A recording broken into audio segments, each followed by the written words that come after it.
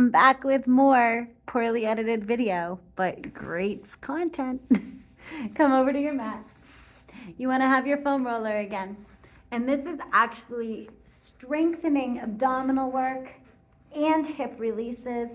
So if you're still dealing with that chronic low back pain, this is almost like stuff you can do if you have more time.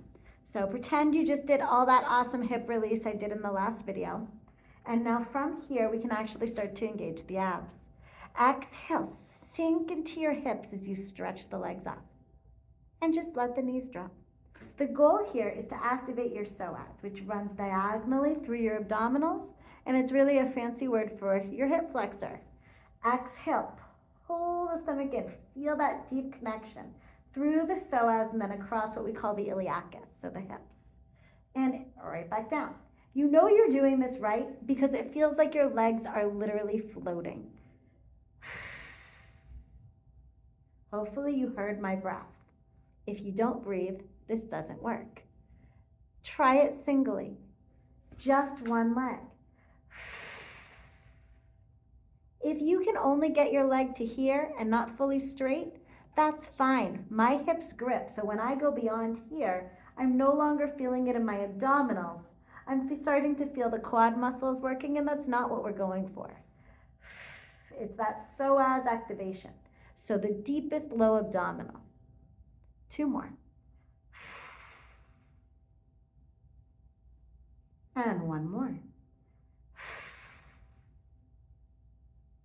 You really want to feel that weightlessness in the legs. Other side. And let it drop. The work isn't in dropping.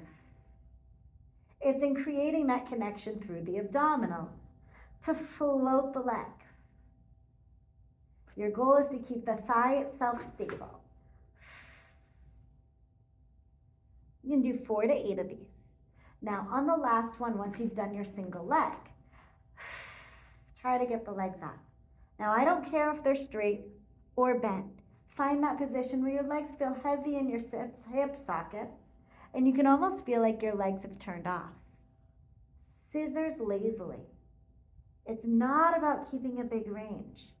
It's about feeling that same weightlessness in the legs. And if you have really tight hips, you're probably not going to feel it with straight legs. You might even have to keep the knees bent like so and lazily scissor. Make sure you're scooping through the abdominals. That's where the work is. Either are correct.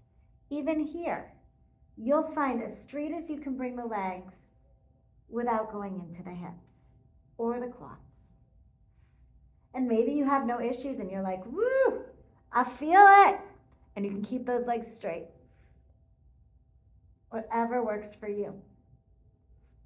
Now, from here, we're going to go into a stretch. Open the knees and exhale, close. Inhale to open.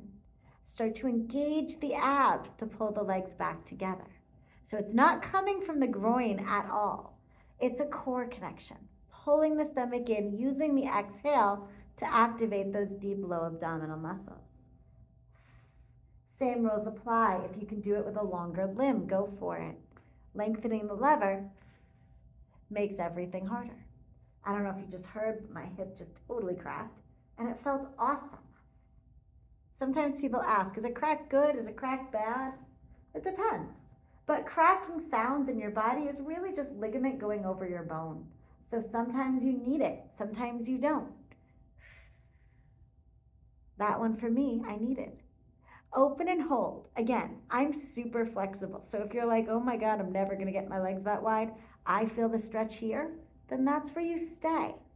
I have a lot of mobility through my spine and through my hips. I'm also connected into my core right now. So when you do it big, it looks like this. This is called helicopter. All the way around, reaching those legs apart. And this is a great stretch on the hips. Use your core to keep your hips stable. So even though we're stretching, we're also working. The ribs are closed, so the upper back is heavy, and the hips are stable. If that's too much, you can do this with the knees bent. Around.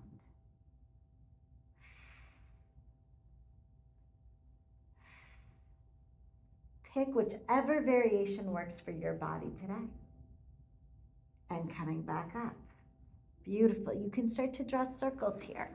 This one's a little hard to wrap your head around. It's almost like rubbing your belly and patting your head at the same time, which basically is Pilates in a nutshell. One leg forward, one leg back. Circle them, so now it's the other leg that's back, and then just scissor switch. Around and switch. I'll do one more in that direction, and then I reverse.